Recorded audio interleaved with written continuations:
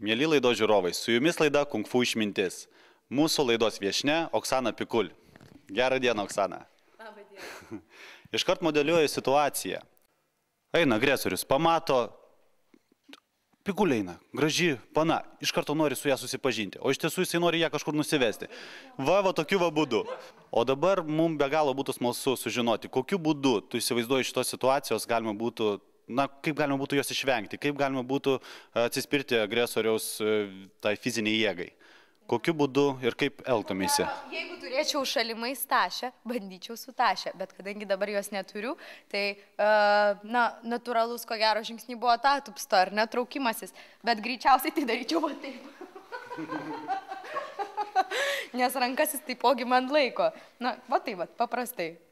Tai tenai, kur tenai? Nu, į krašę vieną.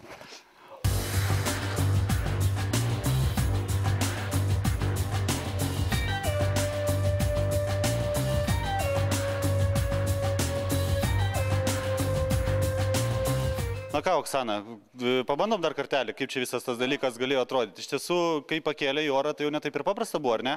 Ne, jau kai į orą, tai jau buvo problema. O vis tik tai vadinasi, nuo ko viskas priklauso? Ar priklauso galbūt irgi nuo laiko, kada reikia pradėti gintis? Na, ko gero, kad iš karto. Taigi, svarbiausia yra nepasimesti. Ir iš tiesų, jeigu nori, aš galiu parodyti, kaip galima būtų šitoje situacijoje elgtis. Gerai, labai noriu. Jisai nori tave paimti ir pakelti viršų. Todėl iš karto atlieki spyrį kulniuku. Teisingas buvo sprendimas. Be abejonės, jeigu šita vieta jinai yra pažeidžiama pas priešininką, be abejonės, jeigu aš taip stovėsiu, viskas tvarkoj, galiu spirti. Bet jeigu taip stoviu, ne. Tai ką aš galiu daryti? Ranka laisva. Ja galiu atlikti smūgį. Teisingai? Ir šitoje vietoje, ką aš padarau? Aš jam sakau, žiūrėk, kas čia to nutiko, žiūrėk, kas tau čia nutiko, žiūrėk, kas tau čia nutiko. O dabar jau galiu spirti. Matai? Galiu vieną dar kitą smūgį atlikti. Tai jisai buvo, jeigu pačioje pradžioje aukštesnis už mane, aš pradedu ką daryti? Žeminti. Teisingai? Tai va tokiais būdais. Padarau žemesnį, tada atlieku smūgį, o dabar jau esu atsisukęs. Jeigu noriu, galiu atlikti šį čia spyrį, padaryti dar žemesnį.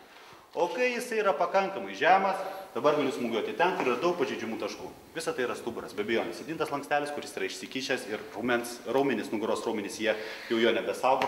Galiu smūgiuoti alkūnės pagalba. 1, 2. Galiu smūgiuoti čia nais, be abejonės. Bet visada, jeigu jis yra agresorius ir jeigu jis yra nusiteikęs mane užpulti, ką aš bedaryčiau, kaip besmūgiuočiau? Nustumiu ir bėgu. Bėgu, kiek įmanoma greičiau, nežinuosi iš šios nepavydėtinos situacijos.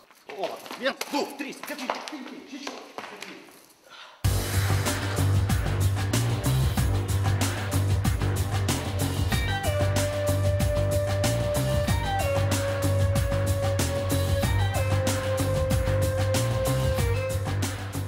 Svarbiausias dalykas, tokios klaidos nedarykit. Žiūrėkit, ką Oksana padarė. Jinai irgi apsikabino agresorių. Tai toks jausmas, kad jinai jau dabar prie jo priekabiavo. Negali šito būti. Rankas aš turiu laikyti taip, kad jos būtų laisvos ir jisai jų nejaustų. Jeigu jisai jų nejaučia, aš galiu jomis kažką veikti, ne kažką daryti. Tai va šitą ranką aš ir galiu atlikti smūgį tenai, kuriems skauda. Teisingai? Šitą imituojam, tarkim, spyris, koja. Taip, tada smūgiuoju. Ne alkūnę, o delną. Delną? Delno kraštu. Teisingai, taip. Arba taip galiu smūgiuoti. Tokiu būdu. Va šitaip, mat? Į koją? Ne į koją, aš aišku negaliu smūgiuoti ten. Gerai, tai smūgiuojame šitaip, įsivaizduojam? Taip. O dabar jau mano ranka yra laisva, galiu smūgiuoti alkūnę. Taip. Į pilvą. Į veidą. Kuo greičiau į veidą. Taip, tada sukuosi, grebiu, sukuosi. O dabar jau keliais galiu atlikti spyrį. 1, alkūnę, 2 ir taip, ir stumiu. Pirma klaida, jeigu aš bandau iš karto rankomis kažkaip atlikti smūgius, aš negalėsiu, jeigu jisai man irgi laikys tas rankas, ar ne? Todėl yra be galo svarbu šitą ranką pasidaryti laisvą. Nes kuomet jinai yra laisva, aš galiu atlikti smūgį čia, aš galiu atlikti smūgį čia. Nes be abejonės, čia man pakanka dabar erdvės, kad aš tą ranką išsivaduočiau. Ir plus aš turiu tada galimybę tikrai atsisukti į priešininką, taip? Ir kad aš atsisukęs, o tada aš jau galiu tęsti. 1 smūgį, 2 smūgį, 3 smūgį, 4 smūgį, 5 smūgį, panašiai.